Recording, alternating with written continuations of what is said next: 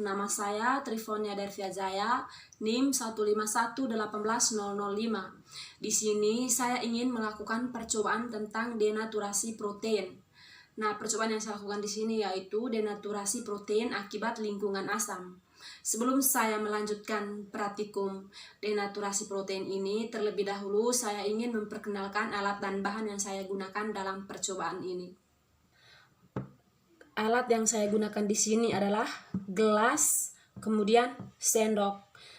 Bahan yang saya gunakan dalam percobaan ini adalah putih telur dengan asam cuka. Selanjutnya itu prosedur kerjanya. Yang pertama, saya pisahkan putih telur dari kuning telur. Kemudian memasukkan putih telur itu ke dalam gelas yang ini. Selanjutnya itu kita tambahkan asam cuka sebanyak 3 sendok.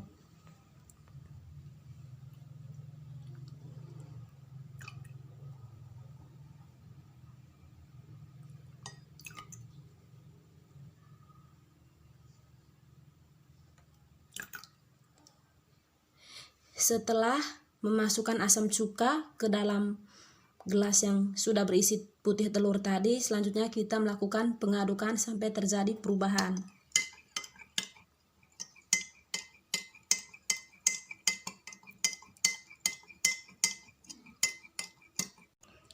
Inilah hasil pencampuran putih telur ketika ditambahkan dengan asam cuka. Terjadi perubahan, yaitu terdapat koagulasi di sini. Terjadi koagulasi karena ion H+ pada asam cuka dia akan mengikat gugus negatif pada protein yang dapat merusak konformasi sehingga protein dapat mengalami koagulasi.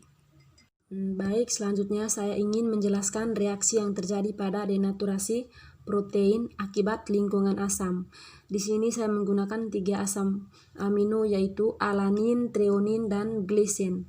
Nah, pada asam amino yang pertama itu antara atom N dan H itu ada perbedaan keelektronegatifan di mana N lebih elektronegatif daripada H sehingga elektron ikatannya itu akan putus ke N menghasilkan N- dan H+. Kemudian di sini juga antara atom C dan O ada perbedaan keelektronegatifan di mana O lebih elektronegatif daripada C sehingga elektron ikatannya itu akan putus ke O menghasilkan OH- dan C+. Yang kedua pada asam amino yang kedua yaitu treonin, antara atom N dan H juga ada perbedaan keelektronegatifan di mana N lebih elektronegatif daripada H sehingga elektron ikatannya itu akan putus ke N menghasilkan N- dan H+.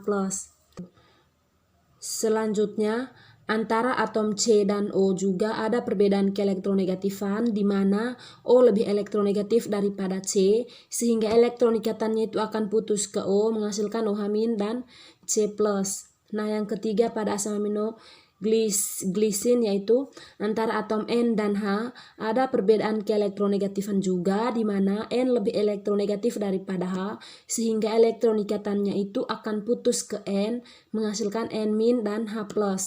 Nah, di sini juga ada perbedaan keelektronegatifan antara atom C dan O di mana O lebih elektronegatif daripada C sehingga elektron ikatannya itu akan putus ke O menghasilkan OH- dan C+.